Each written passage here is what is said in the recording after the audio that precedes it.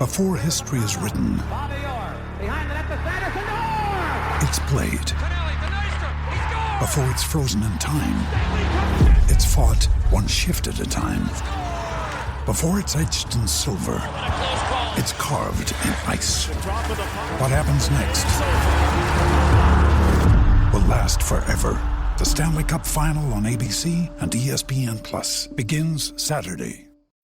When you need mealtime inspiration, it's worth shopping Kroger, where you'll find over 30,000 mouth-watering choices that excite your inner foodie. And no matter what tasty choice you make, you'll enjoy our everyday low prices, plus extra ways to save, like digital coupons worth over $600 each week. You can also save up to $1 off per gallon at the pump with fuel points. More savings and more inspiring flavors make shopping Kroger worth it every time. Kroger, fresh for everyone. Fuel restrictions apply. I am Madison Timmons. I'm Chris Susie. And we're paranormal specialists who live in the most haunted city on earth, Savannah, Georgia. Every day is Halloween in our line of work, so join us as we spin true tales of haunts, murders, and disturbing Savannah history.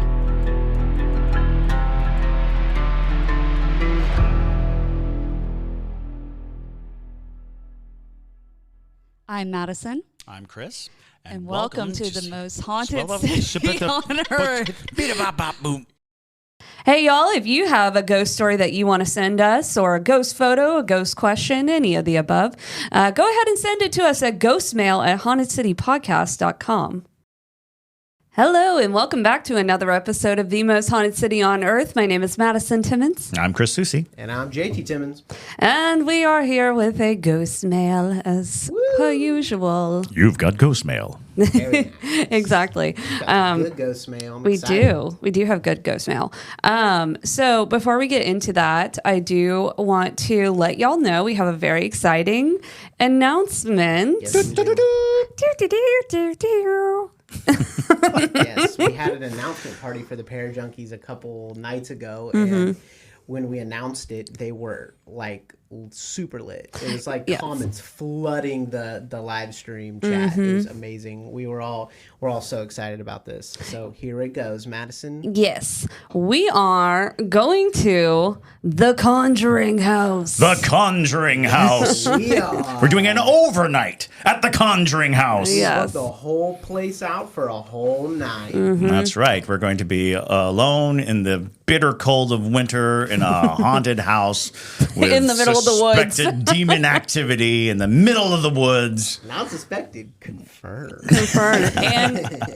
and other various weird activity. We are going to get to the bottom. Well, or at the very least, we're going to be there. So we're going to scratch at the surface of of the Conjuring House. But yes, we're going. JT is going to be turning 30 years old inside the Conjuring House. we hope. Well, hopefully, We hope he makes it to 5 o'clock in the morning. Is that when you actually become? 5 a.m. Yes. Yep. As long as 5:05 a.m. So at 5:05 a.m., if he's still alive, he'll be 30. Yes. Do you know what's really funny is I had a dream. Oh, no. A couple of nights ago. Oh, no. Oh yeah, there's already things happening. So my mom has always told me that she wakes up at January 26th at 5:05 a.m. every single morning. She's done it for how old am I? 29 years now, and so. I had a dream that she called me, and I was leaving the Conjuring House, and she goes, because she knows obviously that I'm turning 30 inside of it, and she said, hey, JT, I didn't wake up at 5:05 this morning. This is the first year. And I remember thinking in my dream, do you think that a negative spirit was trying to block that connection to me and my mom? And those are just that's what this podcast has done. I have those types of dreams. I was going to say, that's a very detailed and It used to be that I would just be covered in pug puppies, like for my entire You dream. exchanged pug puppy dreams for nightmarish Thanks, demons podcast. stole your connection with your mom. Thanks, podcast. No more pug puppies. Nope. Demons blocking my connection to my mom. Excellent. Well, yeah, and I hope that happens because that'll be very interesting content. Because it'll be a good story. It'll be a good Your story. torment will be great for the Hey, podcast. you know what? That's why I married her. Always thinking of the podcast. Gotta. Always think. It's like how do we spin this? How do we spin this? Oh yeah. There you are. Yeah. There you are. But yeah, we'll be there. Yes, we will. And we're bringing our editor Debria, Yes. who is afraid of everything. It's her second ghost hunt ever. think I came in the other night and I was like, "Hi," and she was like, "Ah!" And I was like, "Oh, you're going to be a lot of fun at the Conjuring House." Yes. She just gets scared about everything. And she didn't know until after she was put on the list of going with us. Yeah. So she found out the other night and she lost her mind. Yes. So she'll be dreading that night for months now. Yep. It's going to be great. And hopefully we'll just have a lot of great footage of, funny Debria interactions and reactions. Mm-hmm. Absolutely. So we're going to be doing a documentary while we're there. We're just a documentary, like vlog documentary of our entire trip. We're going to be doing a series, most likely in the month of January is what we're thinking. It's probably going to start after Christmas when we come back from our season break. We're going to start it with a series of The Conjuring, and I'm thinking probably one episode out of the week, because we drop 2 a week, will be the new one for The Conjuring, all the way leading up to us actually staying in the Conjuring house. So we're going to be doing an in-depth dive, and we're also going to look into what the other people, like the Ghost Brothers, have stayed there. We're going to watch that episode, and we're going to talk about what their experiences were, maybe even have them on the podcast, because now we're homies, and it's great. And then also talk about our Two Girls, One Ghost experience, with and their experience with the Conjuring house and all that. So it's going to be super fun. Yeah, a lot of people are doing the Conjuring house right now. And it was interesting because the Two Girls, One Ghost, they brought up how it was the 10-year anniversary of the movie, right, this year. Well, and because they restructured the Conjuring house over the pandemic. They kind of restructured both the access to it and how you can, rent out an overnight and all this stuff, because I think that people realized what a destination it is for so many people, and mostly because the film brought it right up into the the zeitgeist of paranormal entertainment. Yep. So Kalani also just stayed there a couple nights ago. So we even have him on the podcast to talk. I'll hit him up. Talk about y'all's experiences, and we'll compare notes. But yeah, so we're going to start out with some ghost mail, though. Ghost mail. A nice little entertainment section of announcements. Alrighty. So let's start out with 2 spooky stories from Melissa Ducate. Hey, Parajunkie. Alrighty. So, hi friends, I'm back with some more ghost mail. I was going to send an email with stories all about my childhood home, but instead decided to give you my 2 most spookiest. Very nice. Heard that. So, one from my childhood home and one from an ex-boyfriend's home. I'll start with the ex-boyfriend's home. It had to be early in the year because it was chilly out. It never really gets cold in southeast Louisiana, and I know it was before Mardi Gras. I was dating this guy, and we'd usually go hang out in his room and watch TV. During Louisiana winter, it's usually warm enough for shorts during the day and cool enough for sweats in the evening, so I would wear layers. This particular day, at dinner time, I decided I wanted my boyfriend to take my car and go grab us some food while I stayed and watched whatever I was watching. I'm a cinephile, so I'm sure whatever I was watching I could not be parted with. And while he was gone, his room started to get chilly, so I slid down to the foot of the bed where my sweats were and began to put them on. I looked up and saw a dude standing in the doorway watching me, and I jumped back. A dude. Oh, God. Just a big hunky man standing in the doorway. When I did, he was gone. I was so scared, and my boyfriend could not return fast enough. I don't think I spoke to him for 5 minutes after he arrived. I couldn't find the words.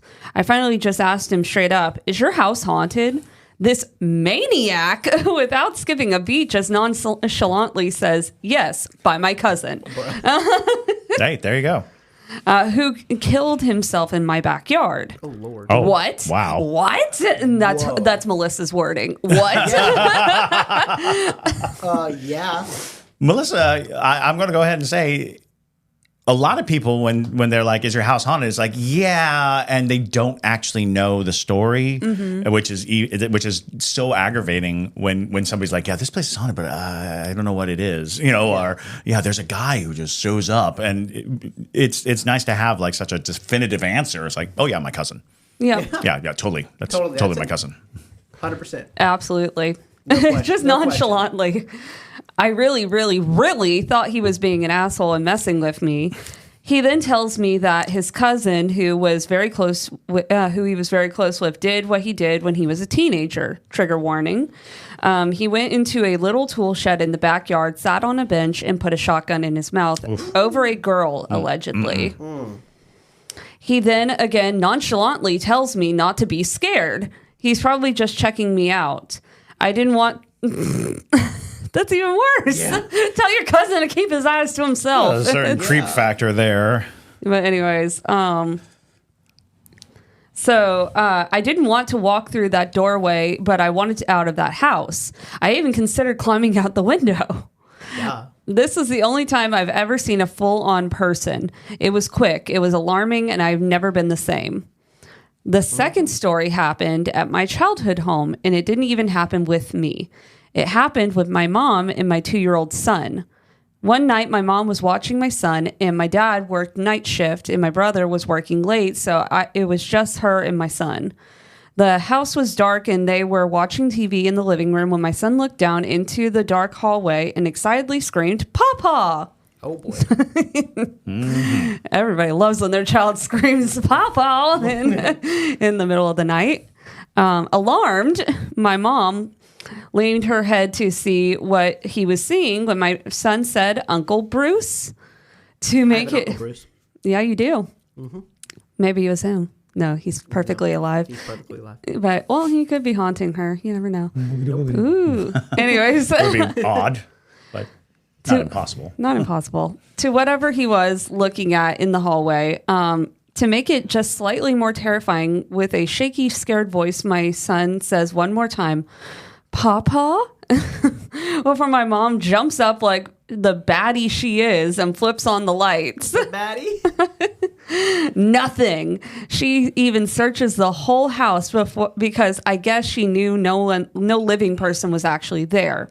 What scares me about the story more than anything is the fact that at the end of the hallway was my bedroom, and whatever my son saw looked like a large man. Ooh. I'd love to hear what y'all think. You all are so incredible, and I appreciate everything you do. You're truly a safe space, and thank you for creating this little community. Aww. Send Patrick my love. Melissa. Patrick, you're getting fans. Yeah, yes. Patrick has more fans than I do. Yeah, there's going to be Patrick merch one day. We do need Patrick merch. Yeah. Target Susan's. Anyway. Well, he's ours now. He's ours now. I can make Patrick merch. Yeah. I'll do that. That's a great idea, actually. Yeah, definitely. Anyway, little Patrick hat. Cute. Is it crazy that the scariest thing, in my opinion, of course, it's subjective, but the scariest thing that a ghost can do is just freaking stand there? It's pretty scary. Well, yeah. Because there's all this hidden intention. Yeah. It's not that it's standing there. It's like, what is it do? What's its plan? What's going to happen? When something is like charging at you, sure, scary, but you know its purpose is it's coming at you. It's moving. It's doing something. Just to have something just stand there. I would put that in because it's that weird sensation that you're being watched. That there's something there that is just omnipresent and that's a that's a heebie-jeebie factor. Well, and plus humans are fidgety. And so it's like when you see something that is just standing abnormally still, it puts you on guard because I don't know if it like just goes back into our little monkey brain portion or if it's just like predator. It's like predators get very, very still before they strike. They're sneaking up. They get that if you see a cat right before it strikes, it gets to that point at which it tries to. I had a dog Ranger who right before he would like attack something, he got so still because his goal was to kill all cats. And it's like my mission. But when he found a cat, he didn't charge it. Yeah, he got so still that the cat would ultimately lie down in front of him. It was the weirdest thing, and I'm like holding the leash and trying to pull him away, but he's just like, don't mess with me. Oh, wow. He's like, I will eat. I'm about to kill this cat. Yeah. That's so interesting. Well, Chris, you were the one who said that the scariest thing is like the scary thing about clowns, for instance, is that they look almost human. Mm-hmm. Almost human. And almost human. And it's like when things are almost, there goes Jingles. Almost. Yeah. Almost human. For the listeners who don't know Jingles, Jingles is our new clown doll. He jingles. And he does jingle. And he's saying hello. He makes technical difficulty happen. And, yeah, he is. And next time that does happen, he's getting burned. So don't burn.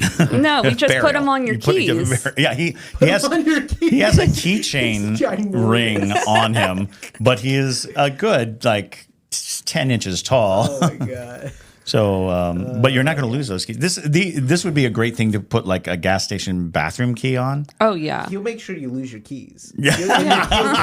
He'll be like, oh. Because he's up to mischief all the time. Mm-hmm. Yeah. First day we got him, it was the only podcast that we had to stop in the middle of the live stream because we had so many technical difficulties, and we never like multiple. We have 2023 equipment. And it just everything was going wrong. And then the power went out. And then we had a blackout, right in the middle of it. Yeah. And everyone's like, Jingles! Jingles!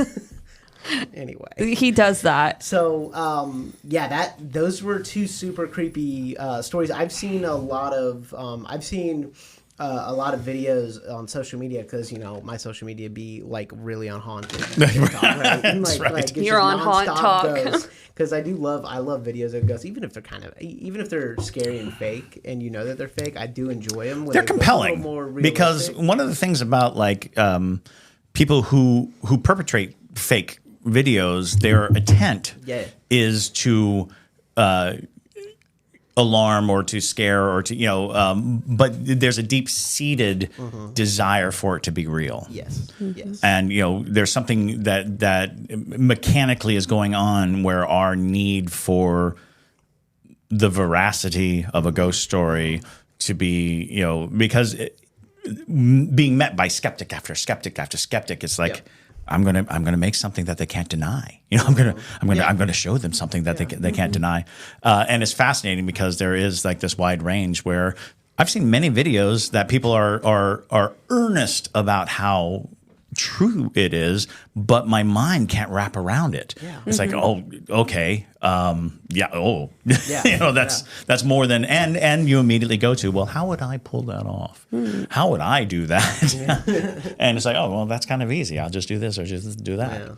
Yeah. But I do enjoy the notion that there's just a cadre of people who feel it necessary to create these things because it's the classic ghost story. It's the classic, campfire. Our campfire is turned into a computer screen. Mm-hmm. Yeah.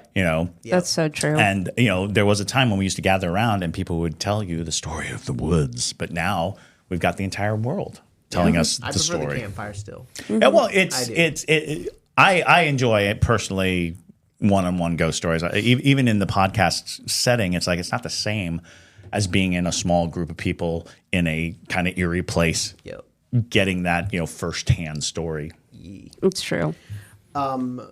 So what I was saying with that was I've seen a lot of videos of kids looking into dark spaces and being like, or animals. Who's that man? Who's that? Yeah. I mean, it's just like, it's super creepy. Madison, you were smiling for a while there because when you have something on your like on your mind, you smile. What was it? I have to know now. You were smiling ear to ear. Anyone watching on YouTube will see it. And my brain's not functioning fully today. And so my brain went to this place of, if you've ever watched a How Ridiculous video where they strap Rexy to these things and they launch him into space, or they bash him with things. And I was like, what if we did a video where we just attach jingles to things?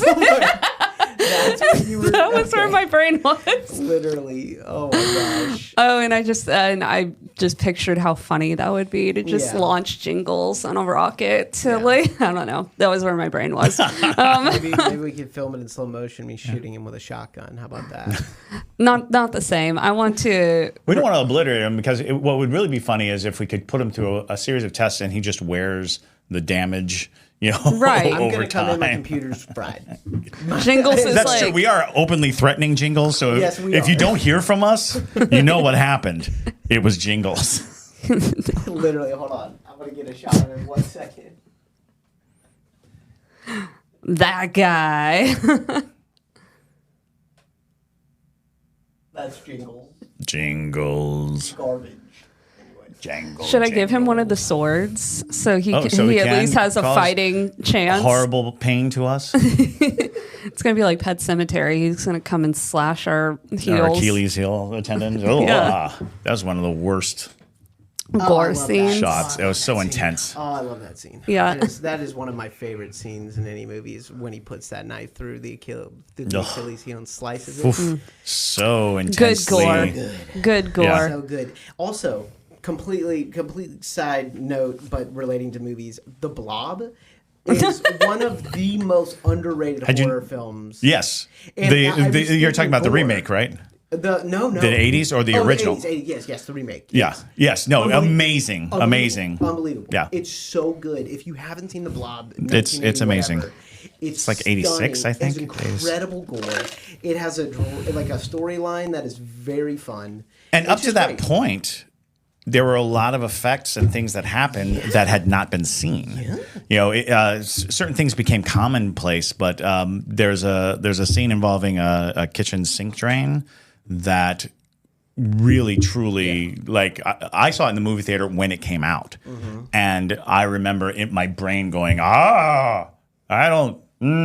That's new. Yeah. That's new. That's a new one. That's a new one. I'm well done. Yes. But it's a great homage to the original, but I actually think it outpaces the original in just plot. It does a really good job. So All right. now that we've tangented, we have ADHD'd all over the place. Well, she Yeah. did mention that she was a cinephile. Yes. So here we are. so you'll appreciate talking that. movies. Yeah, that's for you, Melissa. Yes. But okay, moving on though. This one has pictures. So Oh, pictures. basically they said, I wanted to send these to you guys. They are from a listing in my town. Oh yes, realtors, send us your ghost photos. Yes. I've seen some really good ones. Some, people showing houses and being like, "What is that?" It's like, oh my God. But these are from a listing in my town. These photos are straight off the listing. I know the listing agent, and they did not even know this had shown up in the photo until myself and a friend reached out. So as far as I know, they have not been doctored or edited in any way. Apparently, the husband in the photo on the fireplace passed away several years ago. Looks like he is still hanging around. Airdrop it to me so I can have it for the breed. Yeah, so there is 3. Airdrop them over. Really pretty house. Hold on. Trying to No, it's all download. good. It's all good. So you see the husband's on the fireplace? Yeah, there's a heck? portrait of him. Okay. I'm thinking this dude's on the fireplace, like crouched. I'm like, Oh okay. no. No. Hold on. That's No, not there's lit. like an establishing sort of photo, and then there's one where you'll find it very quickly. all right. Okay. And then take a look right there. Yeah. Oh yeah.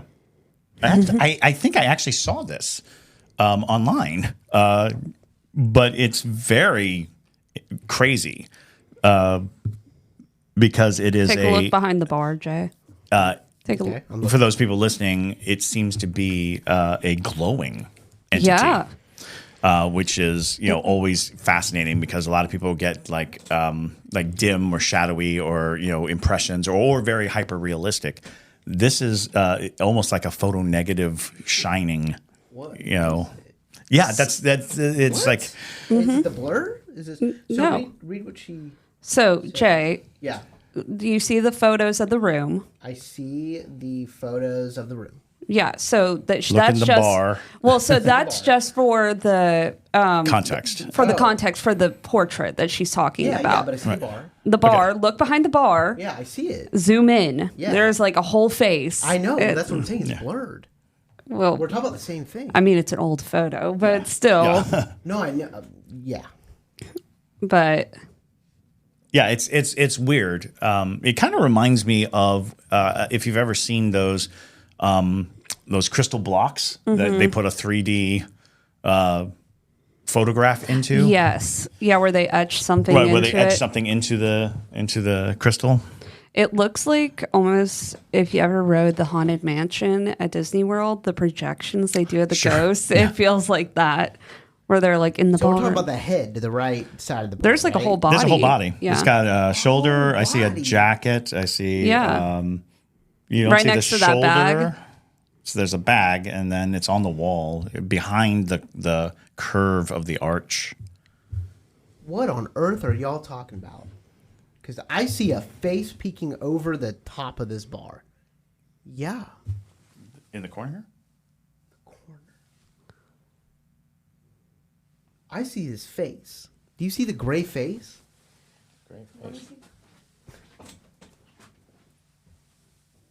That's not what we're talking about. Yeah. We're talking about this. Oh. What on earth? What the heck is that? What the? Were you looking at the wood grain of the thing and seeing faces? Dude, He was- I don't know what Madison, show what I was looking at. He was looking at. He was like It looks like a girl's big old head. right But there. it's blurred. Oh, I see. Yeah, I would think those. Yeah. What is going on? in No, this we're photo? talking about the whole man. That's a whole dude. The glowing guy. He's like looking at patterns in wood, going, "I see a face," and we're like, "There's a glowing man just 2 inches away." So what's the story behind this? So basically, she knows the listing agent, and this is from an agency or like from a listing It's in a her listing town. for real estate, a realty listing. Wow. That's wild. And so It is wild. the listing agent didn't know that this was in this photo Right. until she was looking at the Until listing. She was told, yeah. Yeah. It's like, what is this? crazy. Yeah, that is amazing. You can see his cheekbones. Yes. Yeah. And so that was what the context of the portrait was, is because they think that it's that guy in the portrait. Right. Wow. I really need to do the buttons for this podcast thing for the Road Podcaster, so I can hit like hell no, whenever things like this happen. Yeah. Yes. Especially scary things. When especially spooky things happen. Goodness gracious! You can see the eyes, you can see the cheekbones. Right. It looks like he has a smile. He's like, oh, you like my house? No, this It's looks like good a house. weird. No, this look at the smile and how high it raises. Big yikes. We got a big jikes out of it. And then what in the heck is this, like this thing peeking over the counter? See, Lord. That Yeah. is very. I don't know what it is. I cannot tell what that is, like at all. But anyway. I can't tell. I right, mean, so- I'm so- just so distracted. So Chris, could you That's tell the crazy. people listening what exactly we're looking at? Oh, so this is a real estate listing. So you're getting a large picture of a looks like a basement den, maybe, and there's a bar. Now behind the bar there is sort of a window archway that leads into, I'm guessing, a serving area. At the corner of it is standing what appears to be a glowing man. As if the only thing that you could see is where the light touches a figure. In fact, when you really look at it, it almost looks like he's underlit, like the light is coming from beneath him, almost like, an old-fashioned ghost story. You put the flashlight under your chin. Now, JT finds himself caught up on the fact that there is a strange anomalous shape that looks like a head that's kind of cut off almost at the jawline, looking over the bar. But it is not as very intensely formed as the man. The man is definitely there, whatever it is, because it could be a trick of the light. It could be something that does that. Although, honestly, when you look at it, you just see a man standing there, but he is glowing. He's glowing. Like where there would be shadow, there is light. So it's like a negative. It's very fascinating. It's a fascinating picture. I'm not going to lie. What were you going to say? I was going to say it's the fact that the real estate agent also didn't know, the listing agent didn't know that was there. Because there's no, it's interesting because it's a very lovely house. It's a very, rustic looking place. And, when you're doing real estate photos, you're just like trying to get the full scope of a room.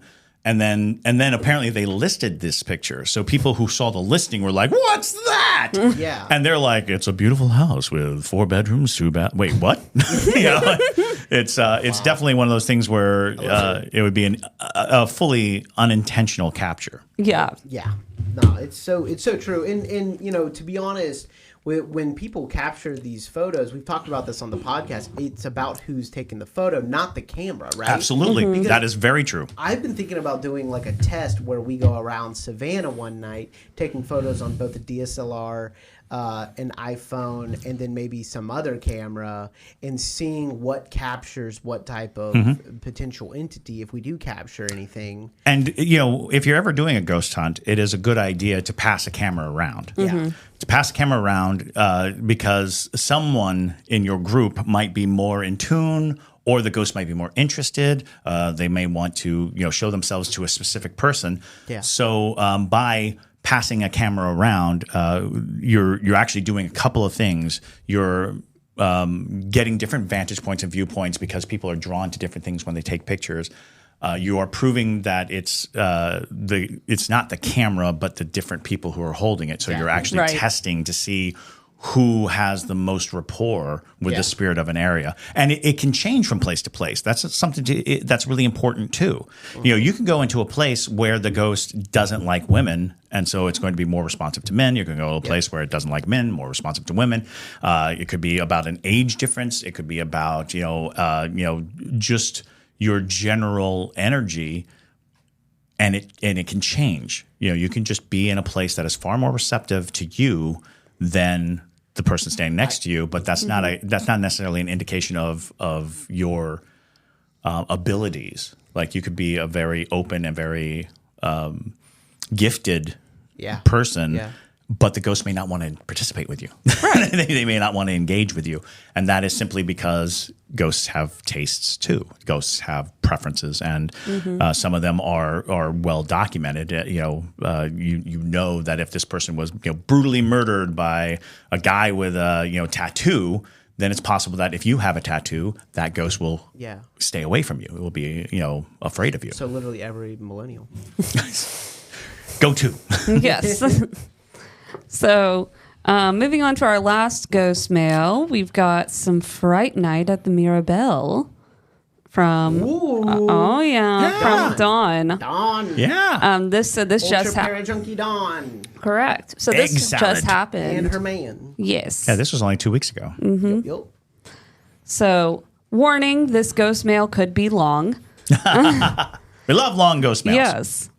Hey guys, first of all, it was great meeting all of you Wednesday. Lunch was fun getting to meet you all. And of course, after we left, we went up to our room. Everything seemed pretty normal as we settled in, had pizza, and just chilled for a bit. We went to sleep early because we had a long ride back home the next morning. Little did we know that we would have a paranormal experience and leaving much earlier than we thought. Mo woke me up around 11:30 p.m. telling me that we needed to pack our stuff up and leave right away. He said that he had been woken up several times throughout the night, 3 times to be exact, and had seen a shadow figure each time getting closer and closer to him. He described the figure as wearing a long dark coat with a top hat. Immediately, I thought, the Hat Man! He didn't know who he was or what I was talking about. He had never heard of the Hat Man. He said that shortly after, he heard 3 knocks on the wall right next to a huge mirror that was facing towards us in the bedroom. No. And after that, he heard the 3 knocks. Then he heard a single knock and saw a woman crawling on the floor. And soon after, heard a whisper that seemed to travel saying, "Help me." Oh, I don't like that. Oh, boy. That's when he said he freaked out and woke me up. I thought he was joking with me. I questioned him several times to make sure he wasn't playing a prank on me, but I instantly saw he was shaking uncontrollably. Whoa. Trust me, he's not one to scare easily. He's been through a lot, including his stepfather. His stepfather was always looking for life's answers, so he decided maybe he should visit a cult because he wasn't getting his answers anywhere else. Rosicrucian, I'm not sure what that is what he discovered. He brought back literature, and soon after, and the family experienced the smashing of dishes in the kitchen several times, etc. Not long after, his stepdad threw away all of his literature, expressed loudly for whatever or whoever was doing this to his family to leave, and suddenly the experiences stop. Later in his 20s, Mo experienced a shadow child while he was home sitting for a couple or house sitting for a couple, and he noticed a Ouija board on the coffee table but thought nothing of it. That night, a shadow child appeared while he was sleeping on the couch. He said that it was staring at him even though he couldn't see a face, and then the shadow child jumped off the backrest and he could feel the indentation of the child jumping off of the couch and ran into the kitchen. Mo said he ignored it and tried to go to sleep right away. The next morning, he left as soon as he woke up and never returned to that house. Anywho, back to the story at the B&B. So I got up and started packing. We were putting on our shoes in the living room, and then there were 3 knocks at the on the floor between us. On the floor. I was shocked. Mo asked, "Did you hear that?" I was stunned, and I absolutely did. We rushed out of the room and headed home that very same night. Crazy. Got home at 4 a.m. and slept with the lights on for 3 nights. That's our story at the Mirabelle. I would love to hear your thoughts about this. Love to all, Don Nielsen. Oh, boy. Yeah, that's all a big no. What is that, y'all? That is a lot. Yeah. That is a lot. And while that knee-jerk reaction of Hat Man certainly, is there, and this qualifies as a Hat Man sighting, the fact that there was a woman crawling on the floor. Crawling, that's the problem. Well, it that's suggests something even more untoward. Some desperation, some possible residual haunting of a terrible act that occurred there, especially with the whisper of a "help me" and these kinds of notions. And we've discussed before that mirrors facing your bed are generally a bad idea. Yeah. Sorry for everyone who has mirrors facing your bed. Because mirrors are kind of like, they're windows, let's face it. Yeah. They're windows, and on the other side of the window are a lot of dark and terrible things that kind of want to come through. Oh, yeah. So what we're oftentimes dealing with, especially in transient places, is you could be witness to a lot of people's ghosts. People who show up in hotels and bed and breakfast and things like that. They oftentimes, drop their ghosts off if the energy of the place is strong enough to sustain them.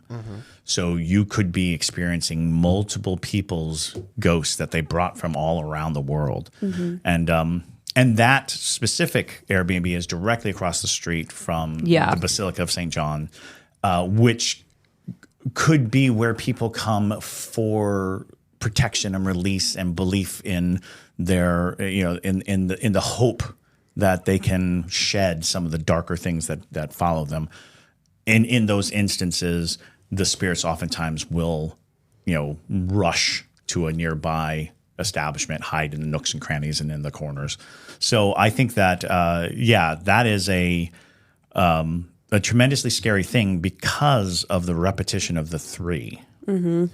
when you hear the 3 knocks, or you have the 3 scratch marks, or you hear these, when things happen in concurrence of 3s, that is oftentimes an indication of demonic presence. Demonic presence tends to utilize 3 as their calling card, allowing you to kind of almost anticipate what is coming for you. That is them announcing themselves. So to hear 3 knocks, to see something occur in 3 consecutive ways at 3 consecutive times, those are classically known to be demonic presence. Yeah, that was immediately kind of my thought process too, especially because of its location being across from the church. I thought the same thing, where I was like, I wonder how many people have come with things attached to them, come to this church, because everybody's like, I got something dark on me, gotta go see the Catholics. And right, so right. It's, I'm going to go to confession, I'm going to get blessed, I'm going to get this darkness off of me. And it's like, well, where does it go? Does it dissipate? Does it return to hell? Or does it just go to that lovely Airbnb right across the street? With the waffles. With the wonderful waffles. Yeah. And they're like, demonic presence with a side of waffles sounds like a good time to me. And so there you go. That should be their ad. Right. Well, but still weird encounter, and weird for it to happen so quickly, where it was, And worth noting that if Mo has this lifelong kind of connection to it, the idea that, especially when you're at a very young age and you're introduced to something like the Rosicrucians are hermetic order of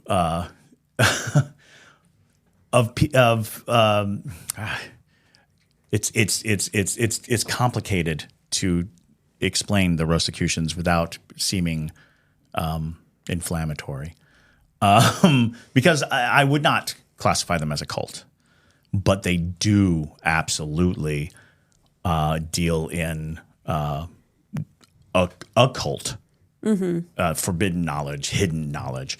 They are absolutely dedicated to keeping secrets, and B, utilizing those secrets.